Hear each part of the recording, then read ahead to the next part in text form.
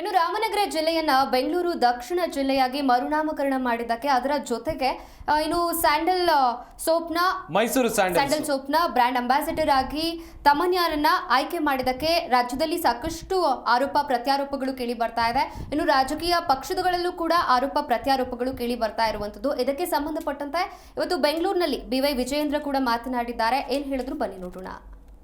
ರಾಮನಗರ ಜಿಲ್ಲೆಯನ್ನ ಬೆಂಗಳೂರು ದಕ್ಷಿಣ ಅಂತೇಳಿ ಮರು ನಾಮಕರಣ ಮಾಡ್ತೇವೆ ಅಂತೇಳಿ ನಾನು ಕೇಳ್ತೇನೆ ರಾಜ್ಯದ ಮುಖ್ಯಮಂತ್ರಿಗಳಿಗೆ.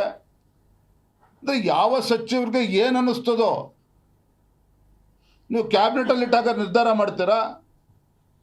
ನಾಳೆ ವಿಜಯಪುರ ಜಿಲ್ಲೆ ಅಲ್ಲಿ ಒಬ್ಬ ಉಸ್ತುವಾರಿ ಸಚಿವರು ಅವ್ರು ಇನ್ನೇನೋ ಬೇರೆ ಹೆಸರು ಇಡಬೇಕು ಅನ್ನಿಸ್ತದೆ.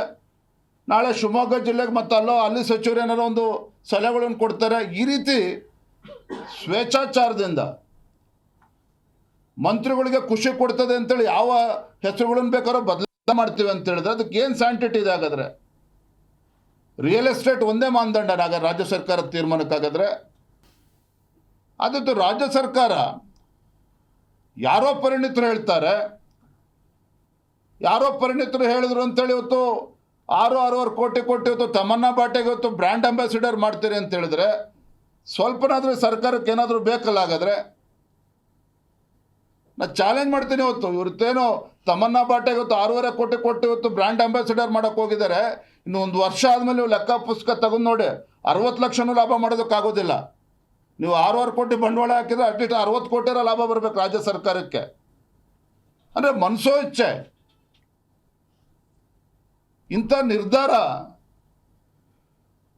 ಇವತ್ತು ಮೈಸೂರು ಸ್ಯಾಂಡಲ್ ಸೋಪ್ಗೆ ತಮನ್ನಾ ಬಾಟೆ ಅಂತ ಹೀರೋನ್ ತಗೊಬಂದವ್ರು ಬ್ರ್ಯಾಂಡ್ ಅಂಬಾಸಿಡರ್ ಅಂತ ಮಾಡ್ತಕ್ಕಂಥ ತೀರ್ಮಾನ ಇದರಲ್ಲಿ ರಾಜ್ಯದ ಹಿತಾಸಕ್ತಿ ಇದೆಯೋ ಅಥವಾ ರಾಜಕಾರಣಿಗಳ ಹಿತಾಸಕ್ತಿ ಇದೆಯೋ ಅದನ್ನು ಸ್ಪಷ್ಟಪಡಿಸ್ಬೇಕು ಇವರು. ನೀವು ರಾಜ್ಯ ಸರ್ಕಾರದಿಂದ ನಿಮ್ಮ ವ್ಯವಸ್ಥೆಗಳನ್ನು ಸರಿಪಡಿಸ್ಕೊಂಡು ಅದನ್ನು ಸುಧಾರಣೆ ಮಾಡಿ ಬೇಡ ಅಂತ ಹೇಳೋದಿಲ್ಲ.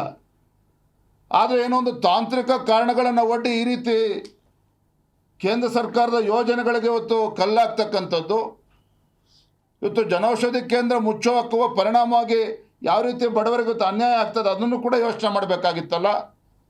ಅಂದರೆ ಈ ಮಟ್ಟಕ್ಕೆ ರಾಜಕಾರಣವನ್ನು ಮಾಡಬೇಕಾಗಾದ್ರೆ ಎಲ್ಲೋ ಒಂದು ಕಡೆ ಸಿದ್ದರಾಮಯ್ಯನವರಿಗೆ